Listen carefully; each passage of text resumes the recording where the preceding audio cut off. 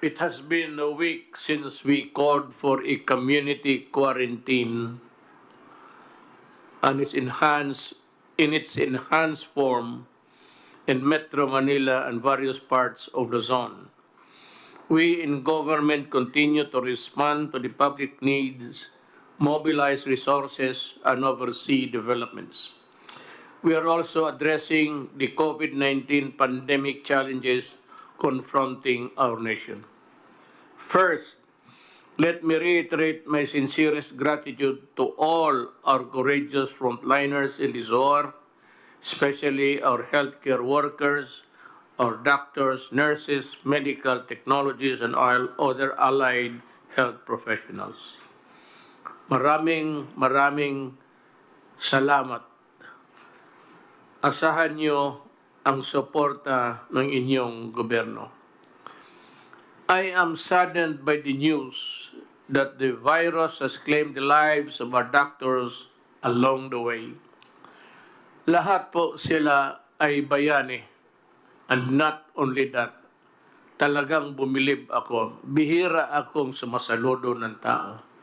Pero pa yung mga doktor natin, mga health workers na nadisgrasya, talagang saludo ako sa inyo. Wala na kayo dito sa mundong ito, pero gano'n na lang ang pagtingin ko sa inyo.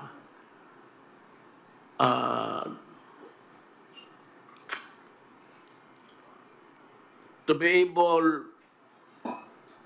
able officials and staff of the Interagency Task Force on Emerging Infectious Diseases, thank you for staying on top of the situation. To the brave men and women of the Armed Forces of the Philippines and the Philippine National Police, thank you as well for ensuring peace and order in these trying times. I also thank the rest of the frontliners to ensure that the basic services are provided to our people, from those manning various government agencies, groceries, banks, food, establishments, and delivery services, among others. Maraming salamat po. To the gracious members of the private sector who are foregoing profit to elevate the suffering of our people, to the valiant volunteers who are bravely supplementing our frontliners, to the noble civil society organizations who are working tirelessly in calling for donations and performing charity work, thank you very much for your kindness, compassion, and generosity. I especially thank Congress for granting the Executive Department with the special powers through the Bayanihan to Head as One Act, to the Bayanihan to Heal, to Heal as One Act, to effectively respond to the challenges caused by the COVID-19 global pandemic. I particularly thank Senate President Vicente Soto III and the House Speaker Alan Peter Cayetano for the strong and decisive leadership you have demonstrated in shepherding this measure to fruition during this critical time in our national history. To the members of both houses of Congress who sponsored and voted for this measure, I express my sincerest gratitude to all of you for granting our most urgent requests. Finally, the Executive Department can move, decide, and act freely for the best interest of the Filipino people during this health crisis. The Department of National Defense and the Department of Interior and Local Government, along with the Armed Forces of the Philippines and the Philippine National Police, are now ramping up the implementation of the National Action Plan, or NAP, as we speak to reinforce the efforts of the Department of Health in containing COVID-19. Alam mo, tatlo lang yun sila. Department of National Defense, Department of Health, Department of yung kay Rolly, DSWD, and the DILG. One of the most important departments that are now in action. Reports on our progress of the National Action Plan will be given regularly by the Secretary of National Defense, serving as the National Action Plan Chair, with the Secretary of Interior and Local Government as Vice Chair. To the Filipino people, rest assured that your entire government is working hand in hand to safeguard your health, safety, and well-being in the face of threat posed by COVID-19. We will address all the different issues brought about by this pandemic, as well as to ensure the protection of all our people, especially those who are serving in the front lines. Supplies of food, water, and other essentials will be provided to you throughout this ordeal. Financial assistance will also be extended, especially to those in the margins and the vulnerable groups. Halos lahat ho makatanggap. Hindi naman lahat yung kagaya ni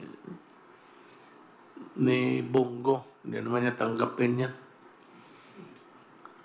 Gagawin namin ang lahat. Hindi namin kayo pababayan. I now call on every Filipino to participate in this war by following the guidelines and set the national government and your local officials. Nothing is more important than your cooperation. I repeat, stay home, huwag matigas ang ulo.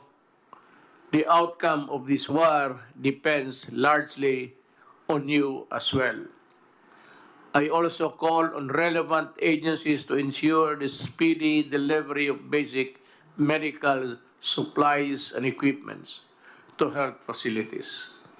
From the approval, importation, and the delivery, everything must go smoothly to make sure that we do not waste time.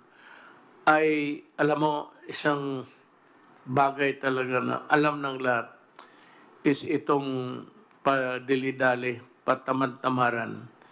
Kailangan pagpasok ng papel, process mo kagad, ilinya mo yung, you line up the tables where the paper should go, one after the other, para madali.